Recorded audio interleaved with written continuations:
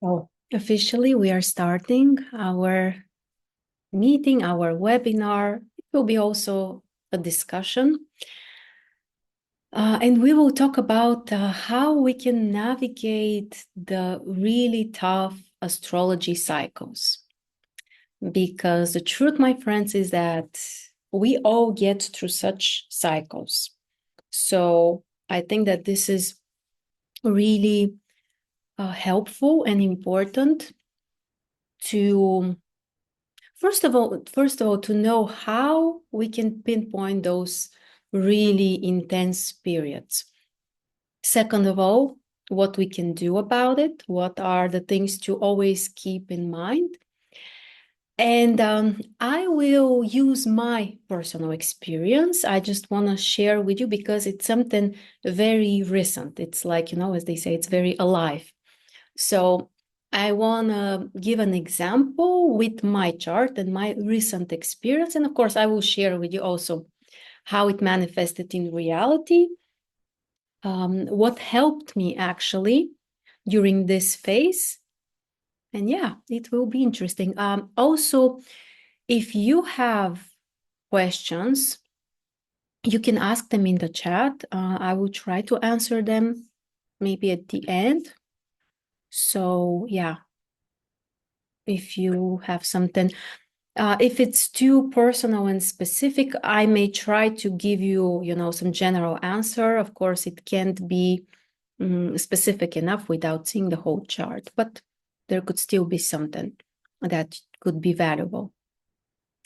So the first thing I want to share with you, and I want to encourage you also to do, is not to be afraid, because those phases are inevitable.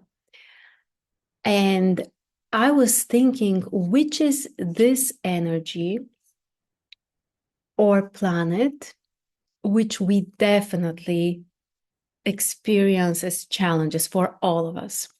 And actually, the most universal challenging planet is Saturn, because Saturn, first of all, brings very serious energies which are putting us through tests and often challenges, but also there could be opportunities. That's also true. But the specific thing is that Saturn is fast enough. The cycle of Saturn is 30 years, so that every one of us, hopefully, if we live a normally long human life, we will have a couple of those cycles. So it's guaranteed that we will all have Saturn in conjunction with our sun, with the moon, with Venus, Mars, and so on, and all of the other aspects as well. So this is something which is literally part of life. Or in progressions, if we look, this is my favorite method, and it's really, really important if we want to understand those deeper cycles. For example, the progressed moon. The progressed moon has a similar cycle like Saturn, like 27, 28 years. And during this time, the moon is going through all of the signs. So it will get through Scorpio, it will get through Capricorn. And those are also more intense periods of our life. It will get through our 8th house, through our 12th house. So there are universal, let's say, testing periods, quizzes that we all go through. There are others which, for example, Uranus. Uranus is closer to being universal because Uranus cycle is 84 years. So if we live hopefully long enough, most of us will have, for example, Uranus in conjunction with the sun or the moon or other planets, squares, oppositions, all of that. The other planets, Neptune and Pluto, they are more specific because their cycles are longer. So, for example, not every one of us will have Pluto in conjunction with the sun or Neptune in conjunction with the sun. This is just for some people, the chosen ones. I'm joking, of course, but it's true that not all of us go through those aspects. So from one side, it's interesting to explore this, that there are universal challenges. We cannot go without them. And it means that they are literally part of life. You can't live without going through that. The other thing is that they are more specific that not everyone has. This is about the transits. In progressions, things are more complicated and even more interesting because the progressions are very personalized. So it's very interesting to explore what kind of dynamic we have there. And I will use my chart as an example to show you how we can approach this. But the first thing I wanted to mention is that this is part of life. We should not be afraid of that. We should be prepared, yes. And you know, I've been asked this question, I think it was asked like, can we block the energy? Can we block, for example, difficult Pluto energy? According to my experience and what I have seen, this is not possible. At least for regular people, this is not possible. But what we can do is change how we process the energy. And that's basically the key for getting some control and handling with the situation. And honestly, you know, especially with my recent experience, I realized that sometimes it's valuable and important enough if we can minimize the possible damage or the possible challenges. Sometimes things are so intense that we cannot shift things from minus 100 to plus 100, but we can take it from minus 100 to, let's say, minus 10. In some cases, maybe plus 10. Each case will be different, but this is a really, really important perspective to see things that sometimes it's, you know, the most important is just to be able, even if we are just able to minimize the possible damage or possible, you know, really negative results, especially in reality. I will share with you what helped me the most, which is the method and why I'm using it, and what happened in reality when I was using this during the period. Hello to everyone. Yeah, Sophia is really cold. Really cold.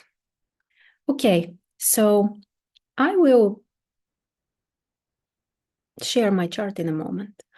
The first thing I want to mention, we will start with progressions. I will show you how you can define some really important processes and how to define their duration. And why is this important? Closed configurations of any kind, triangle, rectangular, the other shapes and forms, they allow the energy to flow and they can bring things into actual results. Something can really happen, even externally, when we have closed configurations. So if you want to explore the dynamic of your chart and your life, of course, this is really interesting, specifically in the progressed chart, to look for closed configurations. Again, in a second, I will show you how it looks like. I'm just reminding that in progressions, we use much smaller orifices. In the natal chart, we have bigger range for the aspects. For example, for the sun, for the moon, they are quite large. In progressions, the orifices are much smaller. For the sun, it's 2 degrees plus minus 2 degrees. For the moon, plus minus 1.5. All of the other planets are only 1 degree. Actually, for the sun, just for the major aspects, it's 2 degrees. For minor aspects, it's 1. The point is that the range is very small and we don't have that many close configurations in progressions. Some people in some cases, may have longer lasting configurations, but it's very individual. So let me show you such a configuration. What is this? Zoom is showing me some kind of message. I don't know what that is, but can you see my screen?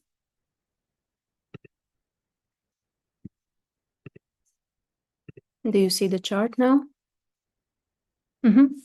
Great, thanks. So this is my natal chart. So I won't focus much on it right now. It's not the topic, but that's where we start from. And let's go back.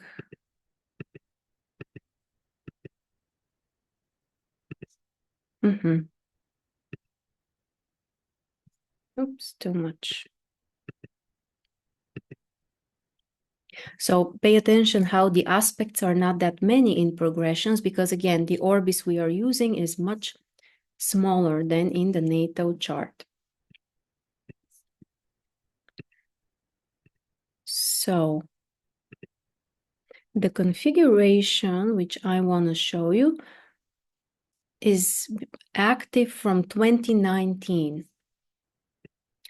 Pluto with Uranus and Jupiter. So this configuration includes only blue aspects, only challenging aspects. One square and a half, and one semi-square. Please don't underestimate the minor aspects. They play very significant role, especially for the closed configurations. So here we have Pluto, Uranus, and Jupiter. Pluto is in 4th house, Jupiter is in 8th, Uranus is in 5th house. What can we expect from such configuration? First of all, that it will last for a long time because the planets are slow. Especially Pluto and Uranus, they are very slow, but Jupiter is also not like the Sun or Mercury. So this will not be a configuration that will go away for a year, let's say. It will stay. And of course, we will explore for how long. But the first thing to notice is that, okay, we have a closed configuration. It includes only challenging aspects, and it will last most likely for a long time. We need to check. We can't know in advance for how long. So when something like, actually, let's see how long it will last. 22, 23, 24, 25. Okay, so in 25, basically this year, this configuration will fall apart. The first aspect which goes away is the one between Jupiter and Pluto. So I would recommend you to approach things in this way. You see a closed configuration. Pay attention to the type of aspect. Sometimes you may have mixture. You may have, for example, here from this year, there is another configuration which is harmonious. Sometimes we may have mixed aspects. So pay attention, what are the aspects, because this will show you what kind of energy, what is the dynamic between the planets. Then, of course, we pay attention, how long is this gonna last? If this is something which lasts, let's say 1 or 2 years, it will have certain depth. If this is something which will last 10, 15 years, of course, the impact will be different, and so on. So we check how long is this gonna last. In this case, I believe it's around 6 years, something like that. So not one of the longest, but not a superficial one. This is not something that will go like this. So whenever we have long-lasting configurations, they always bring processes in our life. And it's never just about one concrete event or one concrete thing. It's something deeper that can manifest in many ways, in many shapes and forms during the whole period. So 6 years, we found the time frame. We see the communication between the planets, it's difficult. And we can try to explore what is the interaction here? What are the main themes? So, first of all, we have Pluto in 4th house. So the family topic, the foundation, what you rely on, all of this will be transformed. And because of the aspect with Uranus, this can be in a more radical way. It could be in a more destructive way. It could be something more sudden and even more intense, sometimes even shocking as well. Jupiter here, Jupiter is in 8th house. Jupiter with Pluto is a very specific combination because Jupiter is related to the things that we are building up in life, where we are growing, what we are developing, where we are expanding. And Pluto brings the need to transform something, if needed, to destroy it and to start all over. So the challenging aspects between Pluto and Jupiter, they have a special taste, I would say. Often they are related to destroying the things that we have built up before. The need for renewal, new values, new goals, new visions. So, and all of this, Jupiter is adding a lot of like explosiveness to the energy. Jupiter expands things. And we are very used to looking at Jupiter as the great benefactor, bringing us great possibilities and so on. But the truth, and that's all true, but the truth is that Jupiter's main quality is to expand. And when Jupiter is part of some kind of other energies which are more destructive, Jupiter can expand this. This is not the topic, but just came to my mind. For example, in oncology, when we have such uncontrollable growth in the body, very often Jupiter can also play a role. It's not the planet which triggers oncology. It's mostly Pluto, sometimes Neptune. But in those cases, Jupiter may not have, let's put it this way, may not have a supportive influence because Jupiter, expands, exaggerates. So from one side, this Pluto-Uranus energy of, need for renewal, to destroy something, to kind of like start from scratch, is even more, I would say, accelerated by Jupiter. Nothing in astrology is bad, so there is always the potential for something beyond, I would say. And this really brings the need to transform yourself, and I would say to transform on a very, very, very deep level, especially with Pluto on the cusp of 4th house, and we will see how actually later on it gets to the cusp of 4th house. This is really about kind of like changing everything, but from a very, very deep level. And the motive within this could be more growth or different shapes and forms of growth, but the actual process is not simple. So this is a dynamic which is there for 6 years. Now, the next thing is to explore if other planets are going to be part or will connect to the same configuration. Before we get to that, also just to mention about Pluto, what makes things even more intense is that during 2024, so last year, it turned retrograde in progressions. the time when a planet turns retrograde or direct, changes direction in your progressions, is extremely intense. The energy of this planet becomes like a red light. You cannot ignore it. You cannot forget about it. You cannot miss it. And especially when the outer planets, but also the other planets, all of the planets, when they are stationary in our progressions, those are also very, very transformative, often not simple times. So this Pluto is also stationary. It's still stationary. And it gets to the cusp of fourth house. So we see that the intensity is growing even more. What does Pluto on the cusp of fourth house bring?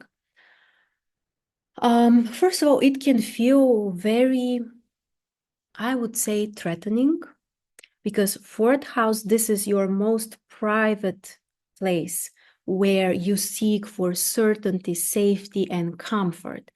And Pluto, imagine this powerful, extreme, intense energy goes there and wants to, change the foundation. It's like you already have a house and someone wanting to change the foundation. So it can feel very shaky, very, very uncertain.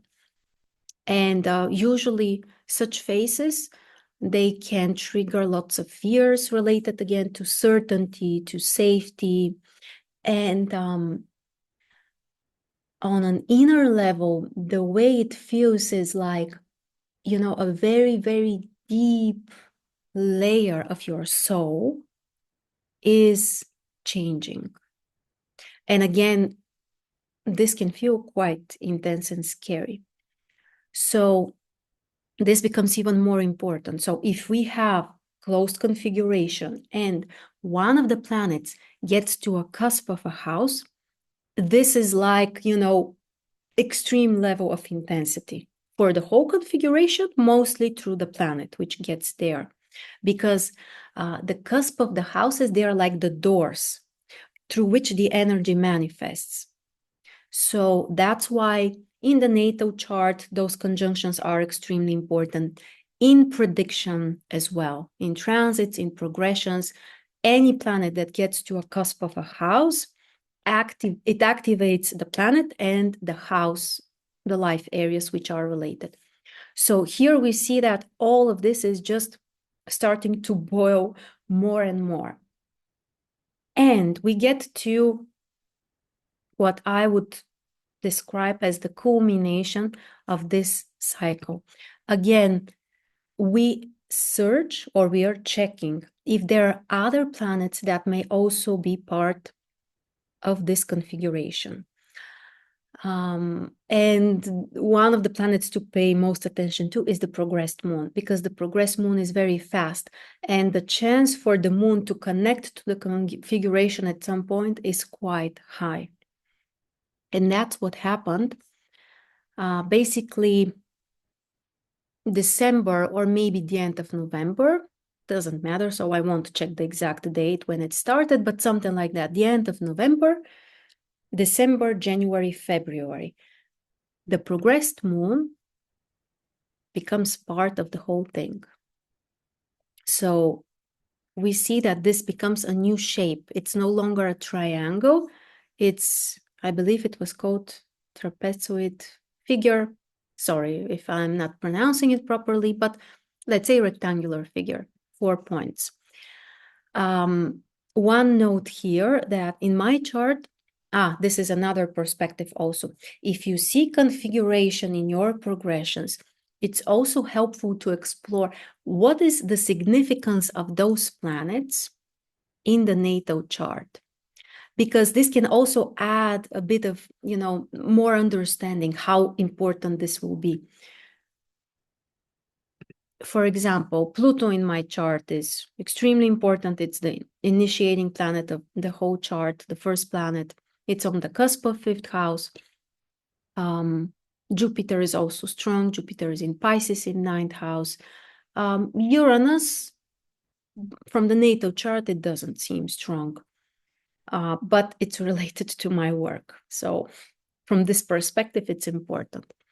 The moon is the ruler of the whole chart, the ruler of the ascendant, and a planet which is on MC. So the moon, for me, represents myself and everything that I'm going through personally.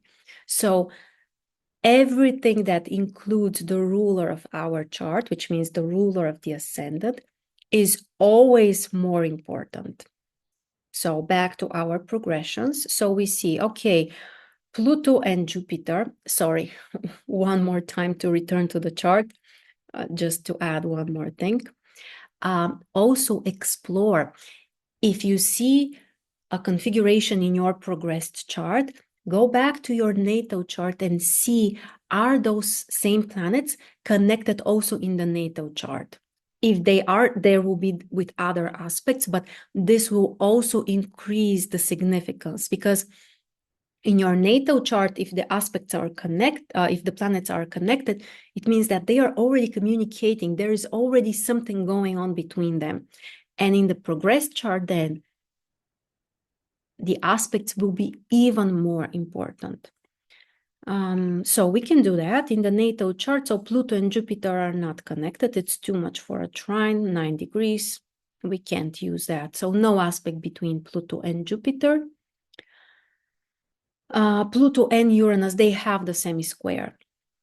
They are really, really slow. So this semi-square is also active in the natal chart, which is not shocking, but is not always like this. And Uranus has the square with Jupiter in the natal chart. But here, because we have orbits, here it's almost 5 degrees between them. And in progressions, Jupiter is moderately slow, let's say, or fast. And basically, it gets to the exact square during the period that I'm showing you. So Pluto and Uranus are connected in the natal chart, and Uranus and Jupiter are also connected in the natal chart. The moon is part of a stellium with Jupiter, has a square with Uranus, no aspect with Pluto. So many of the planets are already connected in the natal chart. You can explore this. This can also help you. And we get to this culmination, which is basically recently, the last almost 3 months. Those configurations, actually, this rectangular configuration includes 2 other configurations within. One is between the moon, Jupiter, and Uranus. Okay, so we have square and 2 squares and a half. The other one is also moon and Jupiter, but with Pluto. Same thing. 1 square, 2 squares and a half. Those configurations are called, I believe in English, it should be something like the axe of the devil or the knife of the devil, something like this. It was about the devil for sure. So the name is already creepy enough. And the reason for that is because those configurations are difficult.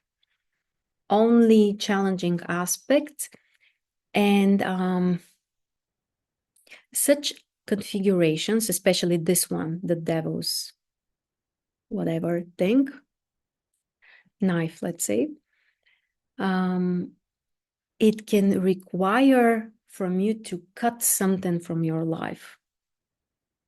So it's not an easy configuration. And in this case, I'm lucky enough to have both of them like this. So the moon and Jupiter are included in the 2 configurations. One is with Pluto, one with Uranus. There is a connection between Pluto and Uranus. So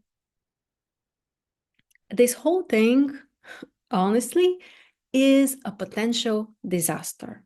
So when we see such thing, especially the progressed moon is like trigger. It's like energy that has been building up. When the progressed moon hits it, it can release it. So generally pay attention to this, what your progressed moon is doing and how it connects to other configurations, because it could be, again, the triggering mechanism which can bring some kind of process to the surface and even materialize it in reality. So the moon is in 12th house. Yeah, about the houses and the signs, what was interesting, because I've been thinking about this configuration for a really long time. And basically, the water energy dominates. It's water and fire. You can look at things also from this perspective. Which elements are included, which houses are included. So we have the 3 water houses, 4th, 8th, and 12th. And the planets are in water, water, fire, fire. Imagine this combination. How does it feel when you have lots of fire and you mix it with water? Just in real life, you can imagine what happens. Similar processes happening also internally. The fire energy is bringing something, it's activating, something is trying to come out. The fire is always about action, dynamic, and at the same time, the water is putting out the fire.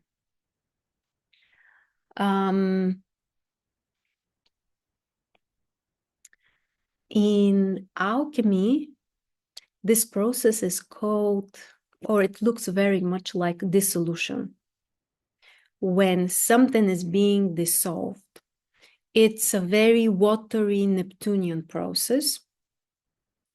And it really feels like, you know, there is fire and then something puts it out, triggering this process. So we can also approach things from this from this perspective.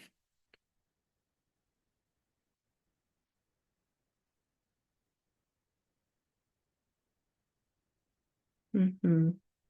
I will tell you in a moment how it manifested in my life, what happened. I'm just trying to show you, and again, I'm not, I don't consider myself as a negative astrologer.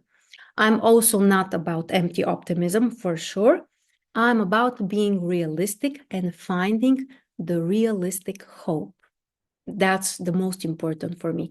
But we always need to be open for the truth. So when you see such configuration, you can't talk about butterflies and, you know, unicorns and flowers, and that's just not realistic.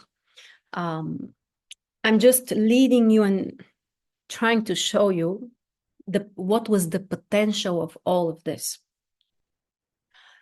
So the family topic is obviously very active. I would say the topic related to transformation and death as well. Pluto can always bring this.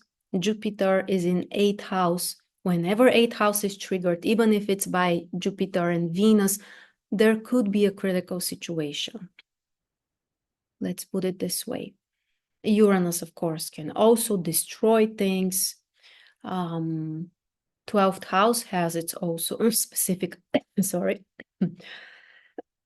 specific taste. So, but again, the important thing is that this configuration is not something that happens for 3 months, and before that there was nothing, and after that there is nothing. That's extremely important, and that's what the bigger perspective shows you. That yes, it's for 3 months, so you can say, well, it's not that complicated, but you need to see, in this case, it's really a culmination of something that has been, you know, boiling there for a really long time, actually. More than 5 years, I think, already. And interesting also, when we look at the overlays, so we check the progressed chart, the houses, and all of that. But we can check when we take those progressed planets and we put them in the natal chart, is there something else that could be activated? Jupiter, not really. It's 2 degrees away from Mars, so it's not in orbit yet. So here, nothing. Pluto, nothing. Uranus, nothing. But the progressed moon is on the cusp of second house, literally on the cusp. So we have not only Pluto being on the cusp of fourth house in the progressed chart, but the moon is on the cusp of second house. So what is second house related to? It's our energy. It's the energy of life. It's all kinds of resources that we have, starting from our health and, of course, also money and other personal belongings. So such a combination could be especially problematic financially and health-wise.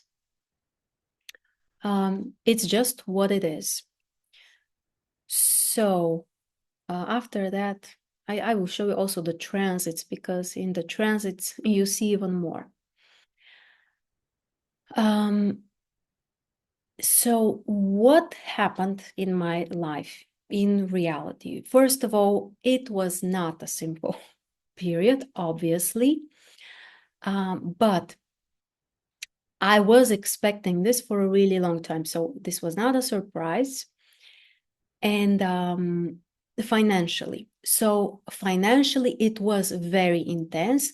I had many expenses, which were urgent, some of them unplanned, unexpected. But the truth is that actually I was able to basically fix everything. So it worked out in, I would say, the best possible way. It was very intense. So the expenses were quite high. But,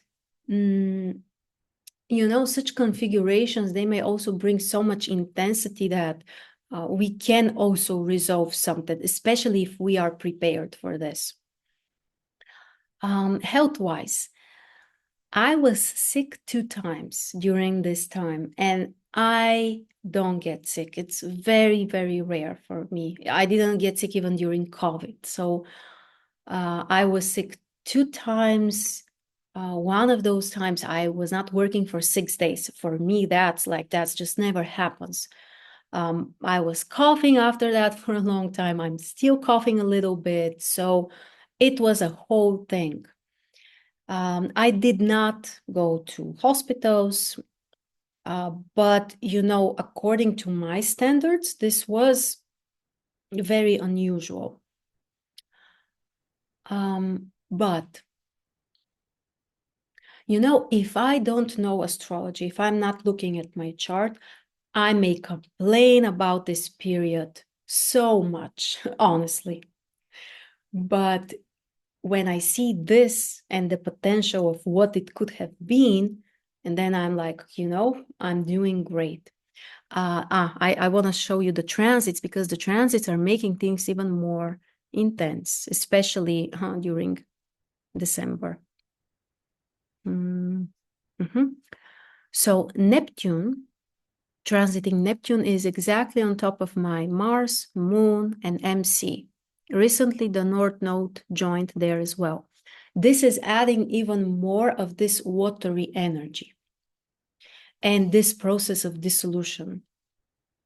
On top of that, Mars retrograde. Mars was retrograde from December, around the beginning of December. And actually in 2 days, it's turning direct. So we are almost there. Right now, it's stationary, by the way, so be very careful during the next couple of days. Mars was retrograde in my first house, and then it got to my ascendant. So for, I believe, around 2 weeks or so, Mars was exactly on the ascendant. It's still close enough. I can still feel it.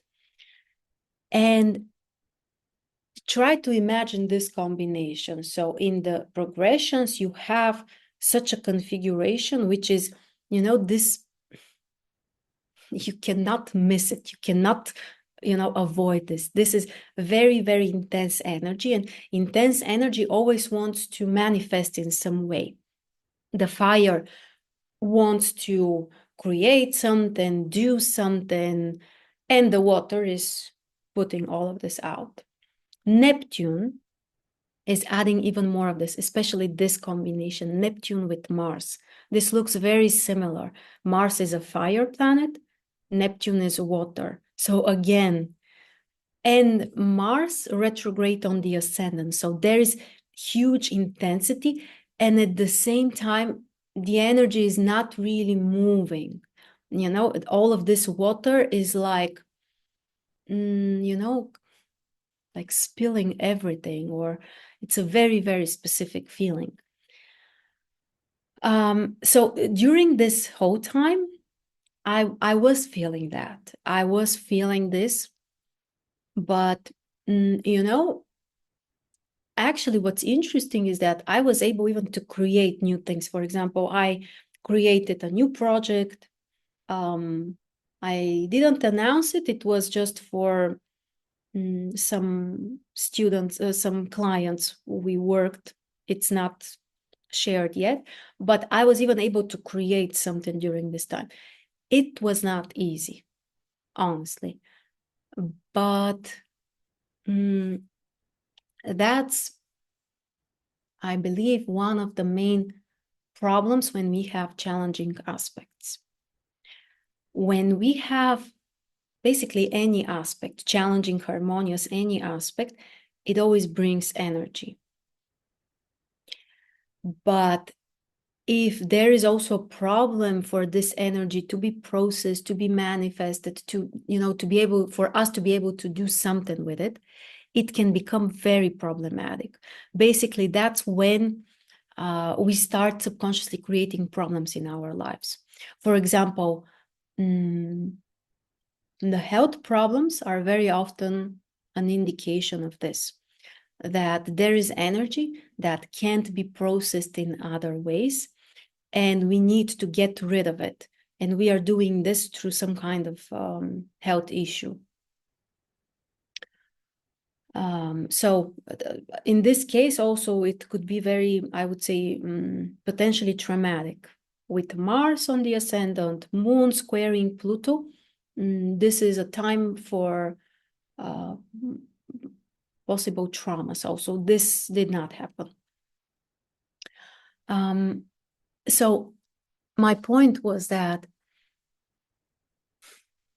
we need to find a solution when there is something important happening in our chart. We need to find a way to use the energy. And when the aspects are active, let's say Jupiter trining your Sun, Jupiter in conjunction with your Mars, it's not complicated usually. It's like, okay, let's do things. We have faith, we have courage, and so on. But very often we have other aspects. Pluto, Uranus, Neptune, all of that. So that's the biggest challenge. When there is a lot of energy, and if we can't use it, if we are not doing anything with this, this is the most potentially destructive, challenging situation. The more the energy is, the more possible problems there could be. So, one general advice, suggestion I have for you, if you have challenging aspects of any kind, it could be a close configuration. Like in my case, it was like something extremely intense. But even if you have, I don't know, Pluto squaring your Sun, for example, it's strong enough, important enough as well. So the first thing is to try to do something relevant to this energy, something related. If we are not doing anything, then we have no control, and chances are that something much more challenging will happen. So yes, sometimes it's very difficult, especially with the Neptune energies, because Neptune is not an activist. Neptune is not about let's conquer the world, achieve goals, pursue this. That's not Neptune. Neptune wants to, on certain level, relax, feel comfortable, feel loved, warm, connected to the whole. On a higher level, um, it could be many things, but it could be something spiritual. It could be something healing. It could be, you know what it could be, what it is actually.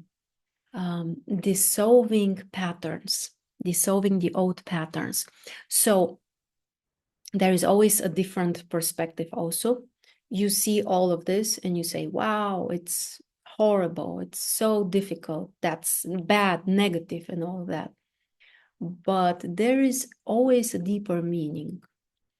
And for this particular combination, fire energy, but on top of it, we put water, and there is much more water. So overall, the feeling is quite, I would say, not sure if paralyzed is the best word to describe it, but like, it's like you're spilling. It's like you don't have such good control to kind of like, hold like this. It's like Neptunian, but there is always a meaning.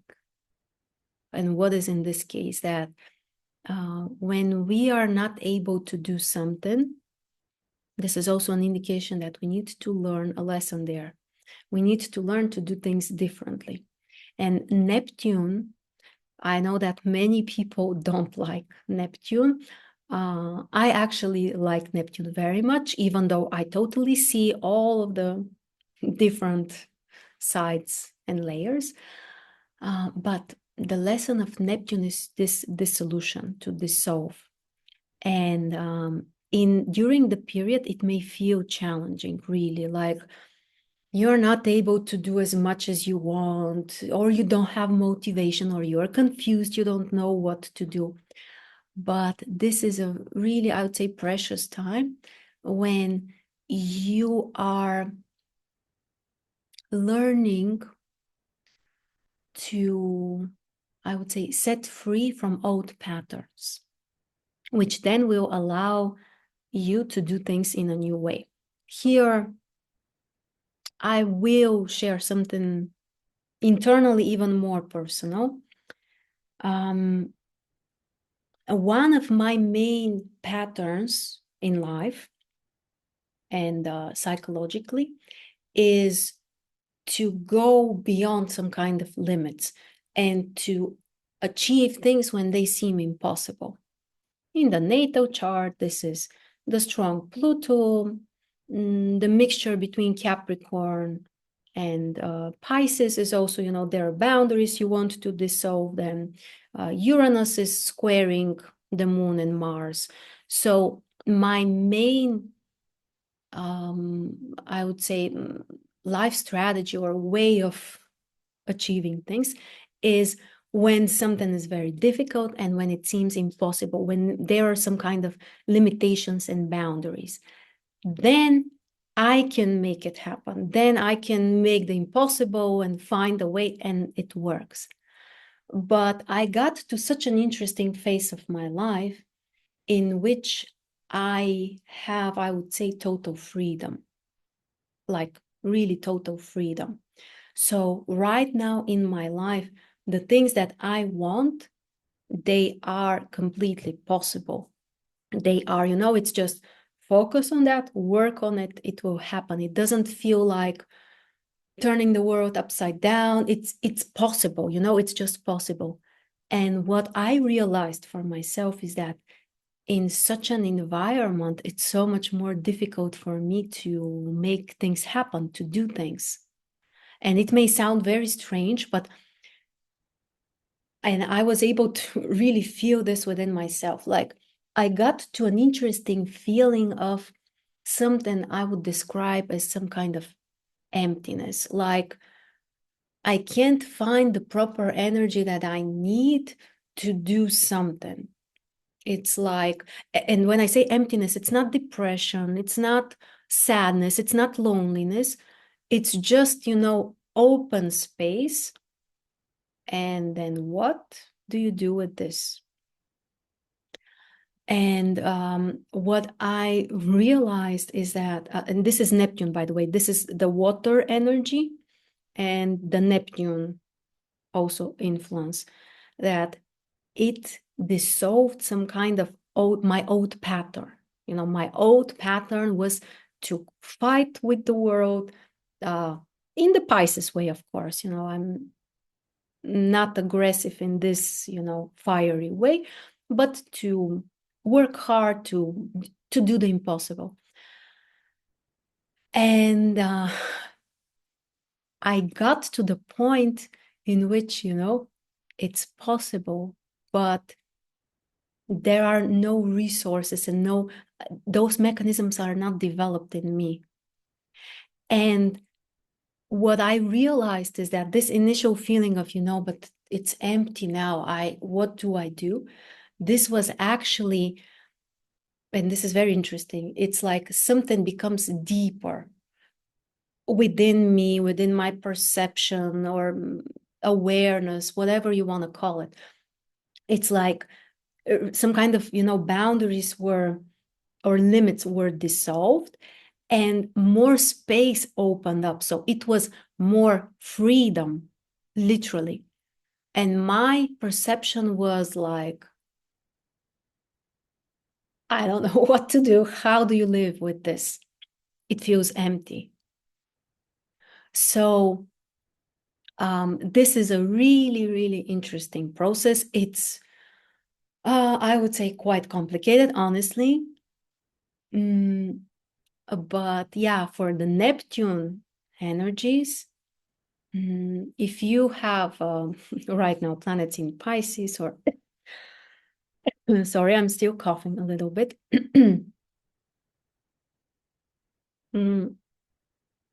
So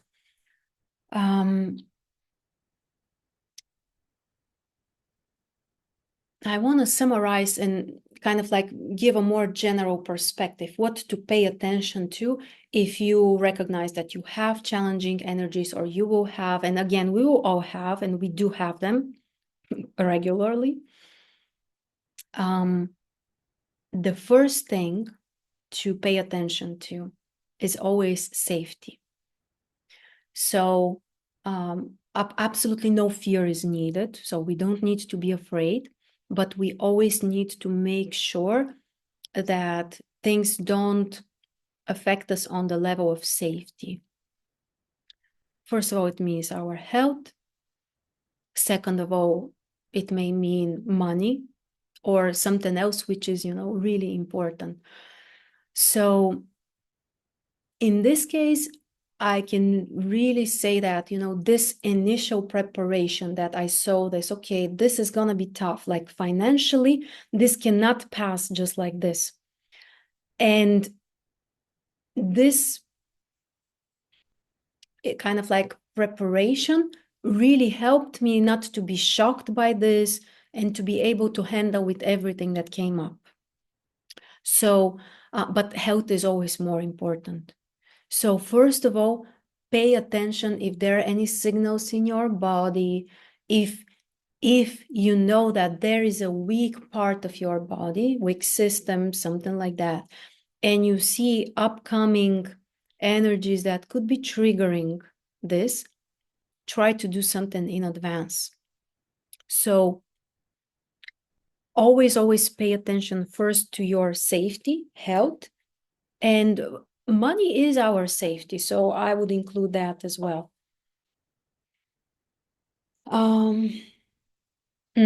Another thing, very interesting, I think something smart, honestly, to consider. When we have intense aspects of any kind, transits, progressions, doesn't matter which planet. Of course it matters, but I mean, for my point now, it doesn't matter. Something intense is happening in your chart. Be mindful with sudden moves and decisions, because the intense energy, again, especially if we cannot hold it in, if we just can't take it, we need to do something with it. And sometimes, and unfortunately that's quite often actually, we are ready to do whatever just to release the energy. This is happening subconsciously. For example, Uranus is in opposition with your Venus. You decide to break up with your boyfriend, for example. So what should we do if we have any intense aspect and we get a sudden desire for something more radical? I mean, if you want to take a few days off, or I don't know, something simple, of course, that's not a problem. But if you get ideas like, why don't I have a plastic surgery?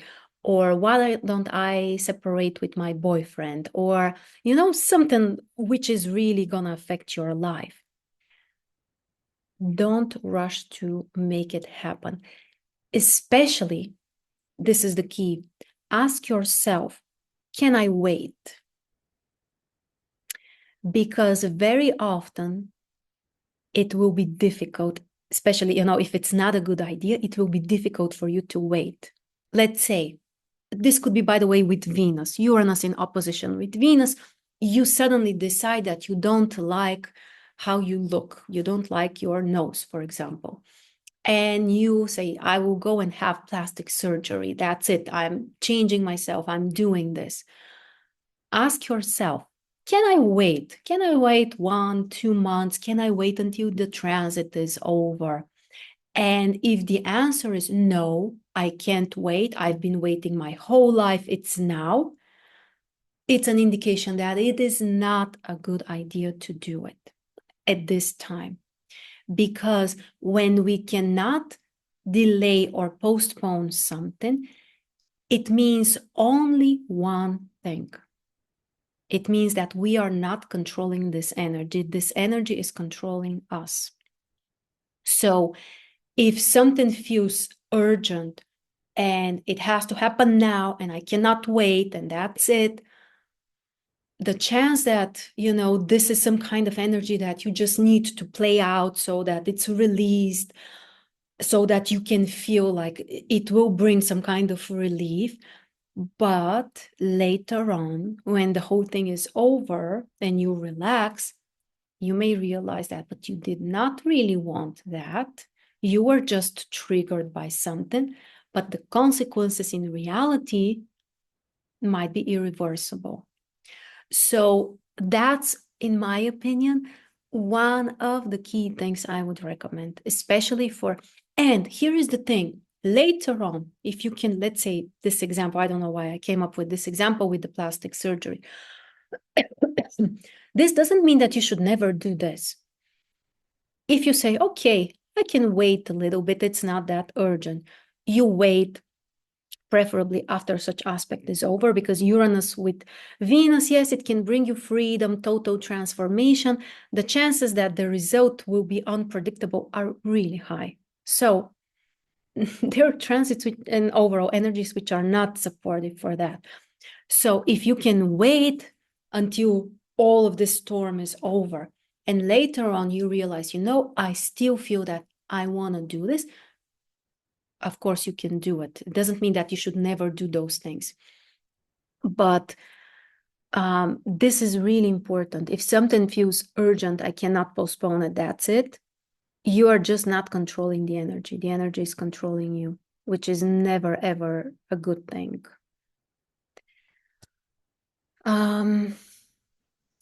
What else should I add here?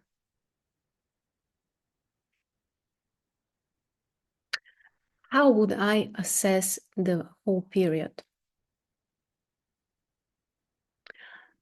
I would say that this thing potentially is a -100, like the whole thing. For 6 years, this configuration has been building up, building up. The moon is the trigger that wants to put all of this on the surface. For 3 months, Neptune is there for a few years. This is also not something quick.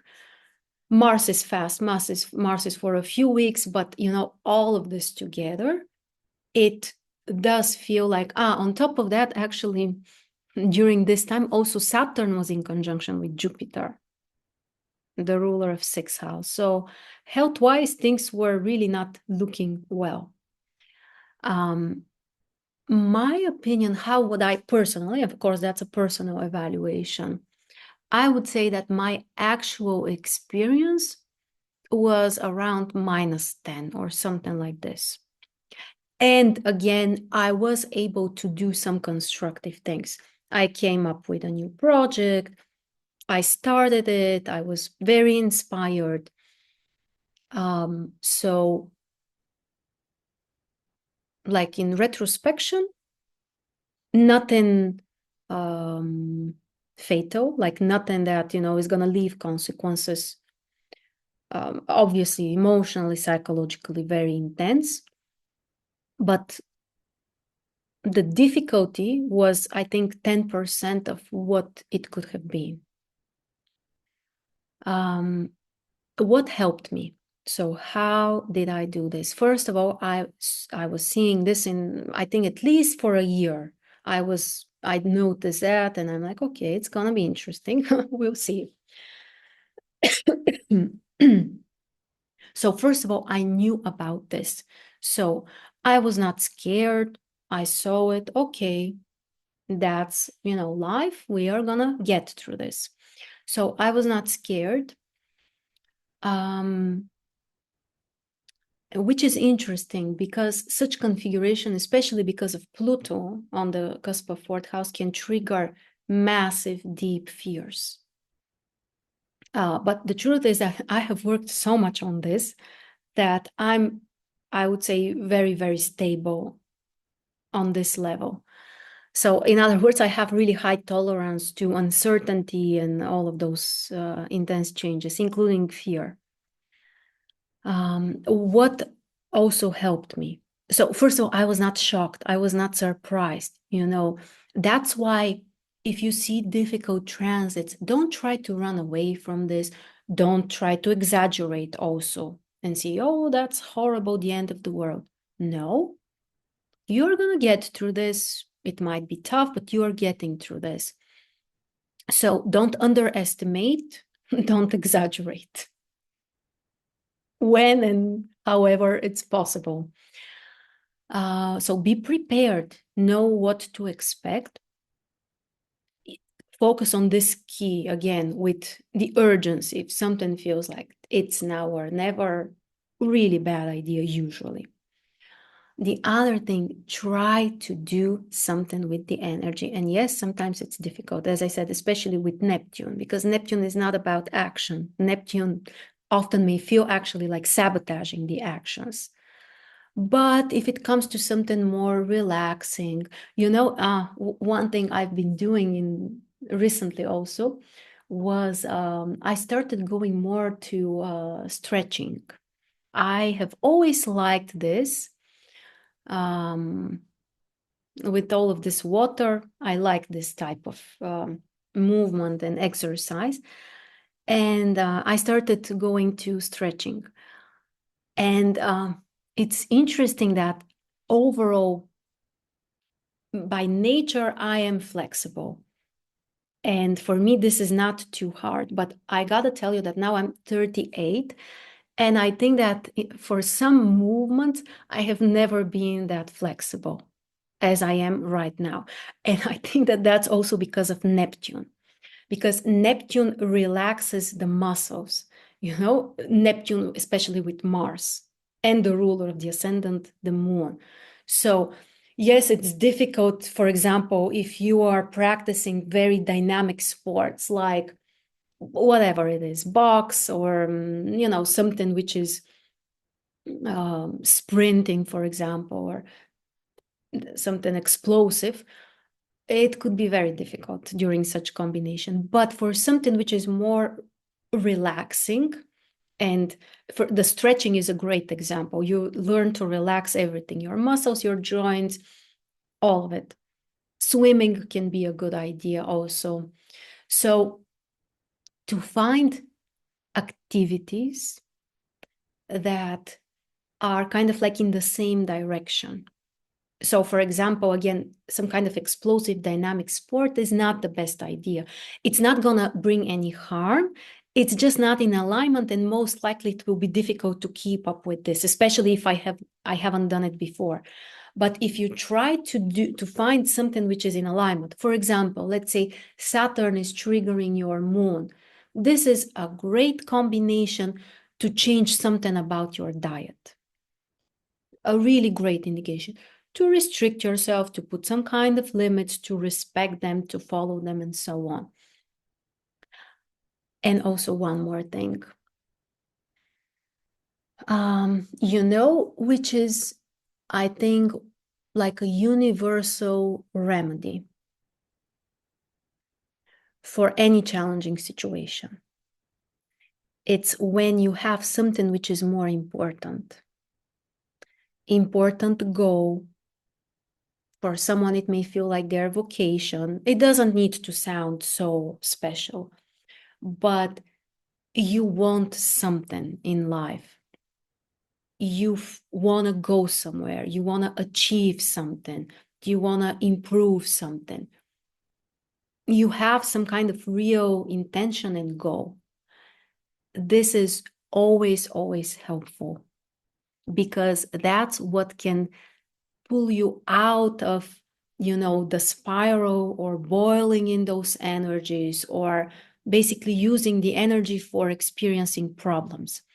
If we don't direct the energy somewhere towards the future, towards something we want to build up, learn, achieve, whatever, master, it's just gonna stay with us here where we are and create some kind of mess. So if you again see that there is an intense period in your life, or you are in an intense period, focus on something and some kind of goal and try to get there. Of course, it might be very difficult, but, and here is the thing, even if you don't achieve your goal, the fact that you have the intention to pursue it will be helpful. It will not let you stay where you are and again boil in all of this, but you will try to do something. So if you can find a direction, activity, goal, which is in alignment with the energies, that's even better. But yeah, honestly, any goal or desire that you are inspired, that you want, you are ready to work for it, would also work.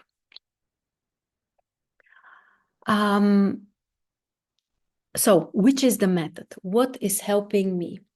The method I have talked, some of you know it, with some of you we are working with this method, some of you actually practice it yourself already, which is, of course, incredible. The method is called GSR. How did I was actually thinking lately about this. How did I even get to GSR? So I've been studying astrology for more than 12 years, and more than 10 years, it's my only career, my only work. And that's the most important thing I have found in my life. I can honestly say that's the love of my life, really. And there is always the question. I'm sure that you all have asked this question. Okay, I see this, Saturn is my problem, or my moon is in a difficult position, or whatever. We find something in the chart. Very often that's great when we have the awareness and the understanding, but also very often this doesn't allow us to change things radically. And I have always searched for additional tools. I studied traditional psychology. I even graduated all kinds of healing modalities, EFT, matrix re-imprinting, the Bach flowers, traditional constellations. So I was really open to explore anything that makes sense. And that's basically how I got to GSR. So I needed a tool to add to my work. Honestly, my main intention was to offer it to my clients, to be able to do it for people. But the path always starts with applying it for yourself. So I found GSR a little bit more than 3 years ago, 2021. And this was like nothing before, like nothing else. This is literally the deepest tool for transformation. With this tool, we work on the level of energies, the level of feelings. And it really allows you to transform it and to change yourself. This is the tool which I can really say that, I can confirm it, that this is the tool that gives you control over your own life by applying it and using it. It's not a magical pill. It's not about hypnosis and sitting on the couch and something being put in our brain and then our life is miraculously changed. That's not how it works. Our inner world can change in an instant.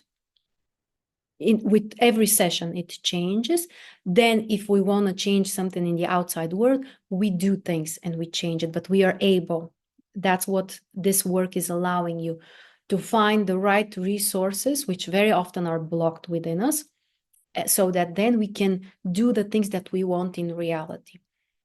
The method for some people, especially who are out of our circle, may seem very esoteric.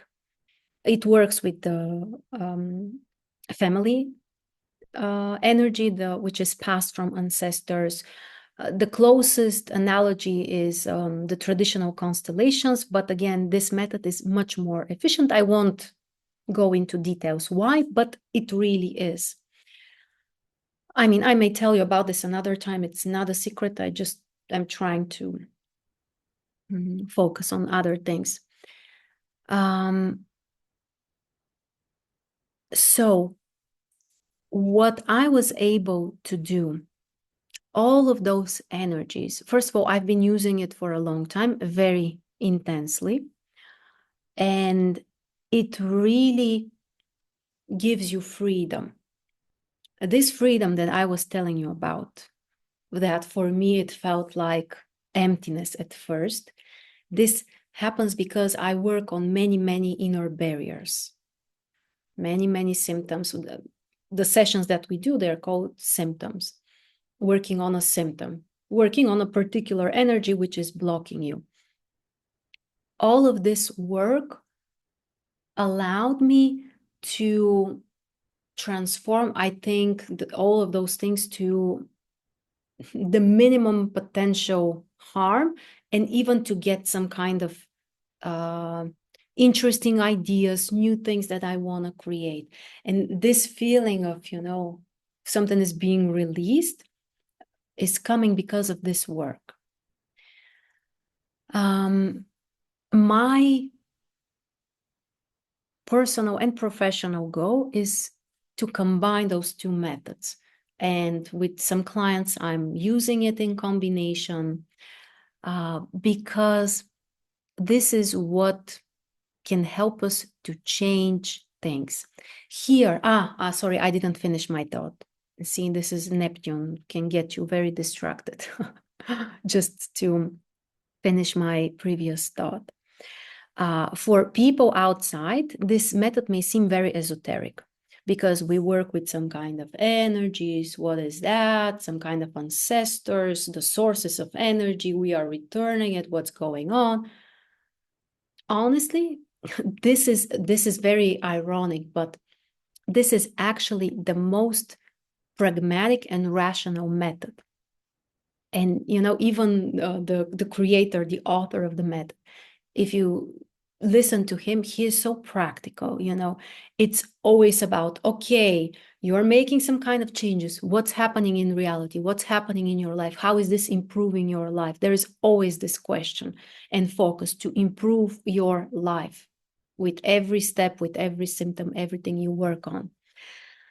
So from one side, it's the deepest thing. I know it sounds like an exaggeration. It sounds like a big thing to say. You may say, well, there are so many fantastic methods.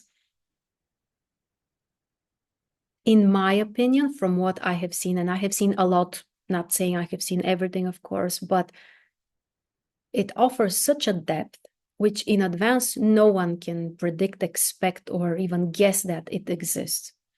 I haven't seen the whole depth yet. I have seen a lot, and there's much more. Anyway, from one side, it's the deepest potential transformation that we can achieve. And yet it can be, and it should be, and it is the most practical thing. It's, not about some kind of positive thinking, it's not about adaptation to things that we don't like. It's about changing how you feel on the outside and then being able to change your life externally the way you want. So again, it's the deepest and yet the most practical. With the method, you can work on absolutely everything you can think of, from how you feel about yourself, money, your kids, your relationships. Health is a specific topic. We work on psychosomatics. Of course, this is more specific field, but anything that you want to change in your life, you can work on this with the method. And it doesn't promise you magical pills. It's not about some kind of waves and, then money will come to you. You just stay relaxed on the couch. No, it's about you doing the work. But the point is that if you, for example, you want something in your life, whatever this might be, a relationship, more money, different career, creative self-expression, whatever. If you really want it and you don't have it, then there is something which is not allowing you to get it. That's the answer. There is no other answer.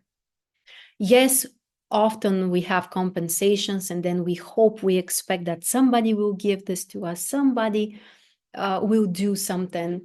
But if you want more money, for example, in your life, the healthy perspective is to try to earn more if you want more. But if you are not doing it, the only explanation is that there is something inside of you which is blocking you from being able to do it. So this method allows you to work on this level. What is stopping you to be able to do the things that will bring you what you want? Again, internal changes, they happen right away. If your problem is just emotional, for example, I feel sad or I feel upset or offended, or, it's just internal thing. Usually with one session, all of this goes away. If it's something very deep, very old, okay, and it has different layers, it might take a few sessions sometimes. But most of the time it's one session and then it's gone. But then you don't have any, it's not related to a goal in the outside world. You were feeling sad, you didn't want to feel sad, now you don't feel sad, you got your result. If your result is, I want to earn more money, or I will tell you about this, I want to learn astrology better, understand it, feel it, then if you are not getting it, the reason for that is that there is something inside of you, which is some kind of barrier. There could be a few barriers, which is stopping you. So you work on this energy, it's released. What happens after that is astrology is not magically inserted into your mind, but then you become capable of processing the information. So you start practicing more, listening or reading or whatever, and you get the needed skills that you wanted much faster and more efficiently. So the point is that if the goal is external, we fix our inner state, which is stopping us, blocking us, and then we take action in reality and we get the result that we want. Doesn't mean that there are never challenges, that it's like this. Of course, again, I'm telling you that for me as a Capricorn, this was wow, really wow, because it's so, again, it's extremely deep, and yet it's about being realistic in life. And that's what really brings results. So what I was doing during this whole time was, first of all, this is also true that when you work a lot on yourself, you gain some kind of general stability. And here, again, a very personal share. If you look at my natal chart, it's quite obvious that initially I cannot describe myself as a stable person. I have too much water. The moon is very strong. Pluto is very strong. Uranus is squaring the moon and Mars. So I have a lot of flexibility. My psyche is very flexible, but it's not stable. It means that I can get over emotional. I can get upset. I'm feeling 100 things at the same time. And I was really, easily triggered. The moon is especially important for this. Also, I would say the balance of the elements overall, what dominates in your chart, and then the sign of the element of your moon. Water moons, they are much more sensitive to everything. So honestly, for me, it was always very typical to have fears, all kinds of different fears. To the point that even many years ago, I got to the point of having a panic disorder, literally. So my starting point here is very, very low, like very low, very, someone who can get this Pisces energy when it's too strong. You are like, those bunnies, you know them, that their heart is racing so fast and they're trembling. It's like this. Imagine this energy. So you are living with this. Honestly, that's my starting point years ago. And with lots of work, I got to the point in which I'm not saying that nothing will ever scare me, but I can honestly say that I'm very, very stable. I don't have fears. I don't have anxiety. I used to have tons of anxiety. Again, please keep in mind where I have started from. This is also very important, and we should always consider it. So from one side, the more you work, the more you use the method, the more you build up this general stability within yourself about everything. Again, doesn't mean that life cannot surprise you. It can always surprise you, but you are much more able to respond and to handle with it. And during the whole time, I was just working on my states, everything that comes up. This energy of, it's difficult, I don't know what to do, like some kind of confused, messy states, all of this, if any fear is coming up also. So I'm very confident that we can really change things with this combination. Again, that was my initial intention and my whole idea of combining the methods. Here again, about being realistic, some Capricorn, Saturn stuff. Here, I'm not saying that, oh, your chart doesn't matter. Forget about it. Or, oh, doesn't matter that you have those transits now. You can accomplish anything you want, anytime you want. I'm not ready to say that. I'm not to this point. Maybe for some people who are even more masterful, at some point, you can overcome this. In my opinion, I don't think that's even needed, but what I'm saying is that our natal chart will always be our natal chart. So I will never go away from my Pisces moon. It will be with me during the rest of my life. So certain characteristics, dynamics in life are there, and they're going to stay there. But the most important is that we can change the shape and the form through which this manifests in our life. Again, not to sound too esoteric, but in my opinion, this is literally the tool of the modern alchemist. You really transform yourself. It's not trying to think differently. It's literally transforming on who you are. So that's what I was doing during the whole time. And again, I can say that it's the best thing. It's really the best. The combination is the best for sure. Astrology with GSR.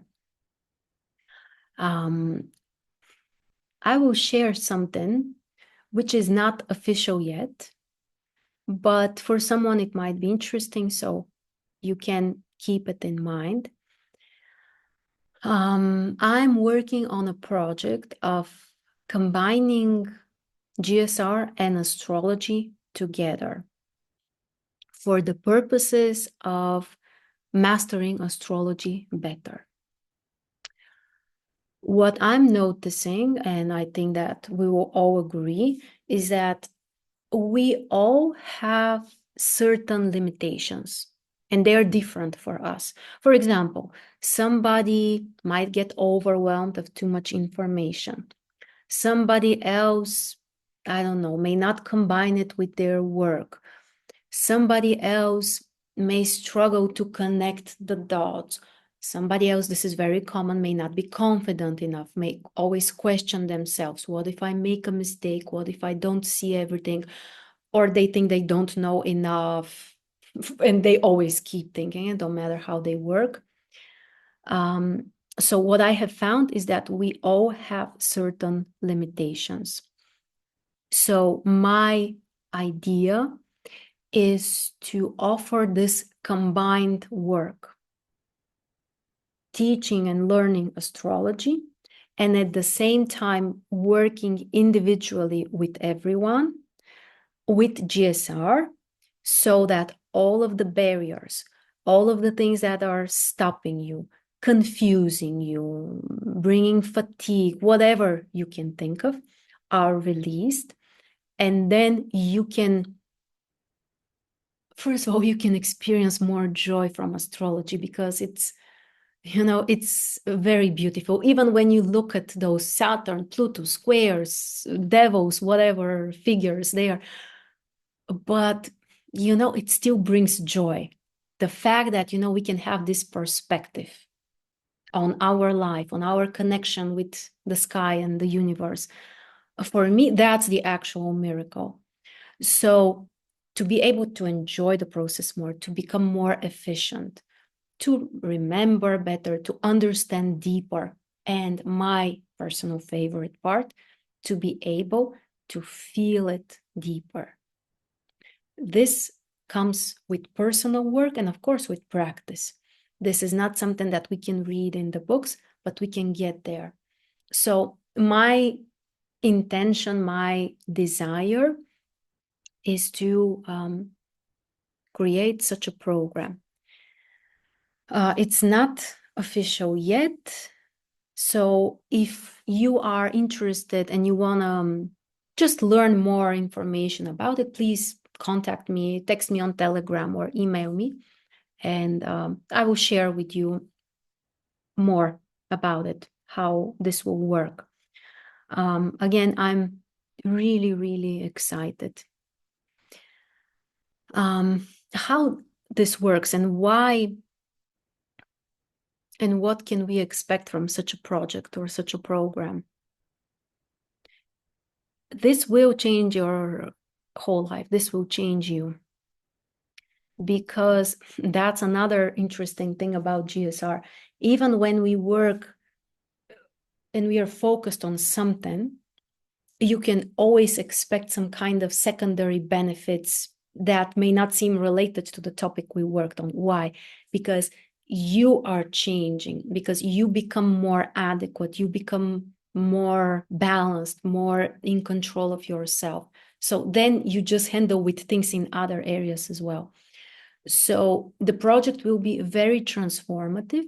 The main idea is, again, going deeper into astrology, understanding it better, remembering it better, putting things together better, feeling it better. But, you know, the things that we will work on are all the things which are not letting you do that. And those things, they are affecting you not only when it comes to astrology, they are affecting you when it comes to your life in general. So it will be, yeah, quite deep, actually. The other thing I just want to clarify, what is the connection? So GSR works on the deeper level, which is the level of feelings and states. After that, a more superficial level is the layer of information and thinking. And then the most superficial is, we call it reaction. It's the things that I do in reality. So 3 layers: the external actions, behavior, reaction level. Deeper than that is the information, the thinking. And even deeper than that is the inner states and energies.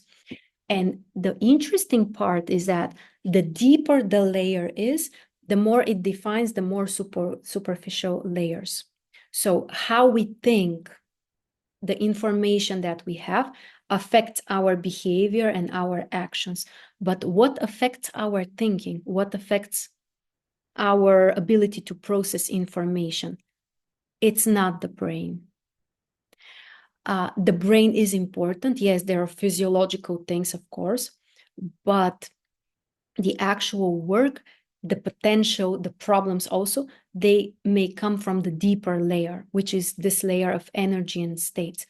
In other words, if you, for example, feel overwhelmed, mentally overwhelmed by all the information you need to remember and understand in astrology, and you may, this is normal if you think that it's just too much for my mind, or my mind is tired, or, you know, I have so many other things to think of. But the truth is that all of this is defined by a deeper thing within you, on this level of the inner states and feelings. And what this means is that inside of you, there is energy, a feeling, which feels like being overwhelmed and then feeling disconnected. And until you have this feeling inside of you, it's a feeling, it's an inner state, your mind will work in this way. It will keep working in the same way. So if you really want to resolve this, it's not about focusing on your mind and trying to, I don't know, do something with it. You work on this inner feeling, which is, let's say, called, I feel confused, or I don't understand, or there could be so many possibilities. I feel less than others, or this is tons of possibilities. We work on this energy, we release it, and then the way you think and what you can process changes automatically. Here, what is important? This doesn't mean that you will just look at the, I don't know, a textbook, a chart, and it will happen like this. No, it will still require work, but you will be able to actually do it and be much more efficient. And it will not feel as such a struggle. So it's, you know, it's incredible in my opinion. So again, officially, it's not out there yet, but if you are interested, you can text me and I will share more information.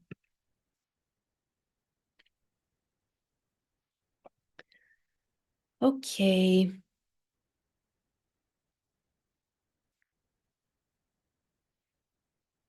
My email, yes, sure. Which one should I? Okay, marina@marsstars.net.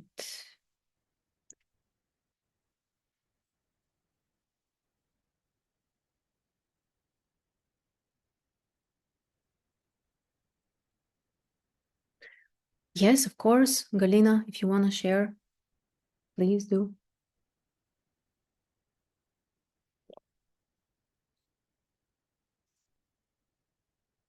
So you can email me or text me on Telegram.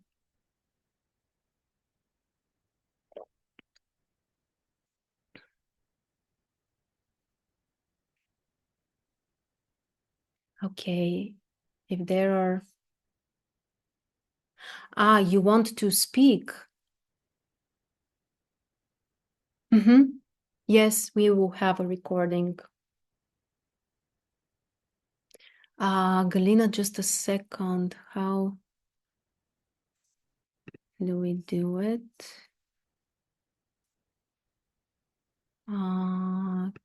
Okay, can you do it now? Yes, thank you, Marina. Oh. You guys, I will not spend much time, but what you were talking hit me so deeply that I'm almost in tears and I cannot just keep it like this. You were talking about me. I'm 60 and I have lived, I don't know for how long, with my fears, anxiousness, not about myself, about my son. My son is 28 now and married, and I'm still crazy. If he travels, I'm following the flight tracker of the plane.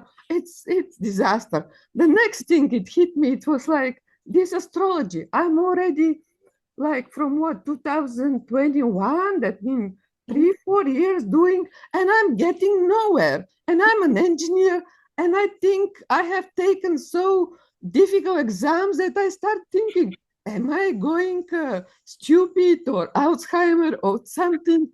And give us, I can't wait, so what is the first step practical? Mm, I want to talk to you, I don't know. Maybe I'm 60. I don't want to wait to do another study or Doesn't matter. This doesn't matter that you are 60. It's a great age. So you can text me and I can share more information, or if you have any questions also you can ask me. So it's great that you found something for yourself. I'm really happy. Yeah. yeah, thank Thank you. you very much for the feedback. Thank Thank you. you so I much. really Have a appreciate nice it. show. Ciao. Ciao.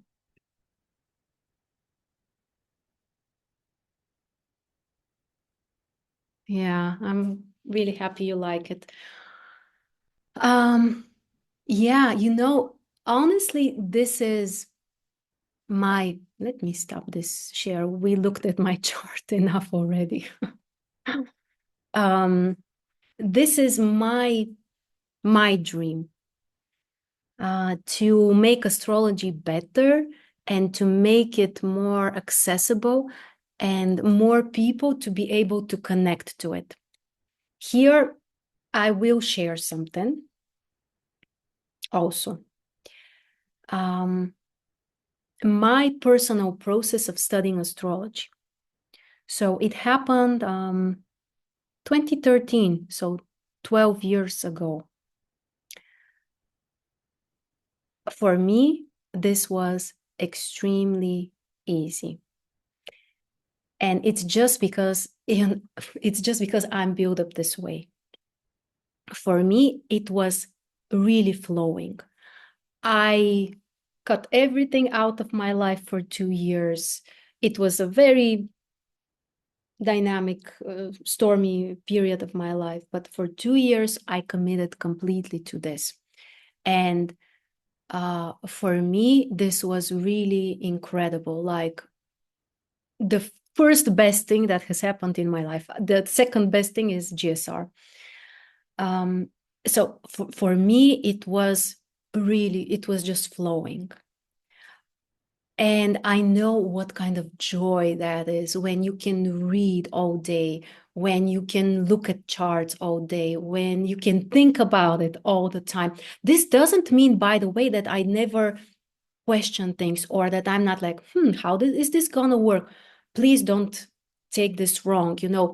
My own teacher, who has, I believe, almost 50 years of experience, sometimes is like, I need time to see how this may work, or to think about it. So this doesn't mean that there's no place for me to grow. No way. But it was really flowing. It was really, I don't know, like love mutual love, I would say. But I know that many people are not like this, really. And it's normal. I think that my thing is the more weird thing. And of course, it was a whole other story. But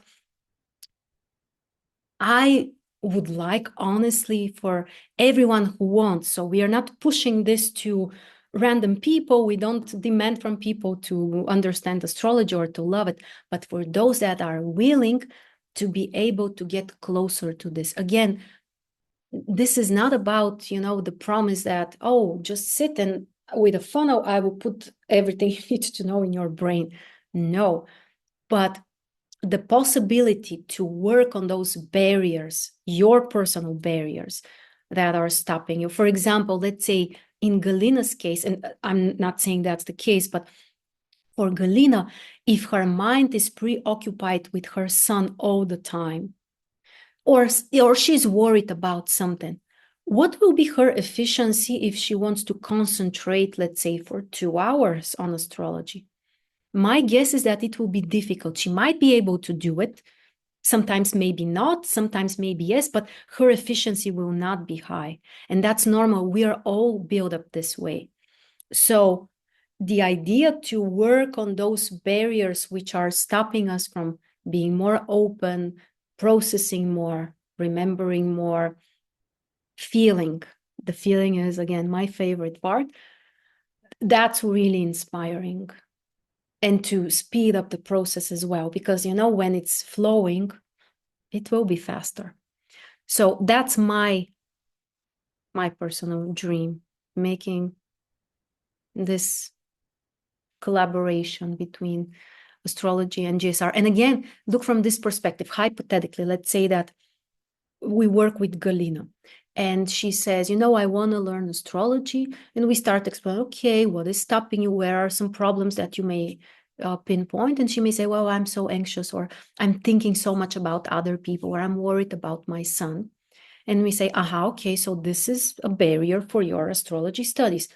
And we work on that. Her preoccupied mind, constant worry. And yes, it will change how she processes astrology, but it will change also so many other things. Imagine this, like less anxiety, less worry about her son, having more trust in life, or whatever, all of those things. Obviously, this is not just going to affect the astrology process. This is overall about us and our life. So, yeah, that's my dream. So thank you so much for joining me today. It was a very untypical meeting. Very, very personal for me. Yeah. But I wanted to share this and to show you that. And again, honestly, I'm not a person of empty, superficial optimism. I am saying there are difficult times in life. There are difficult indications in our chart. There will be difficult experiences in transits and progressions. This cannot fade away, but it can be transformed. And as I showed you, like from something that was a potential disaster on so many fronts, I really minimized it. And I was able also to come up with something constructive, find something else, get to those very deep insights about myself and the whole thing with the space and the freedom and the emptiness and all of that. So for me, that's a miracle. And it's a realistic miracle. So thank you so much for joining me. Again, feel free to contact me if you have any questions or if you want to learn more information. Again, it's really like not officially open out there yet, but I just wanted also to share it as part of the process. Yes, and I will take care of the recording. So if things have been slow with my recordings and all of this, and during the past especially the past 1 month. Well, sorry, guys, I'm doing my best. Again, I want to also congratulate everyone with Mars turning direct on Monday, yes, the 24th. So things are changing. More or less, of course, this has affected everyone in different shapes and forms. I hope Mars was not very harsh with you and that you have gotten something out of it as well. So see you soon. There will be other meetings, and yeah, we can stay in touch in our group on Telegram. So have a wonderful Saturday.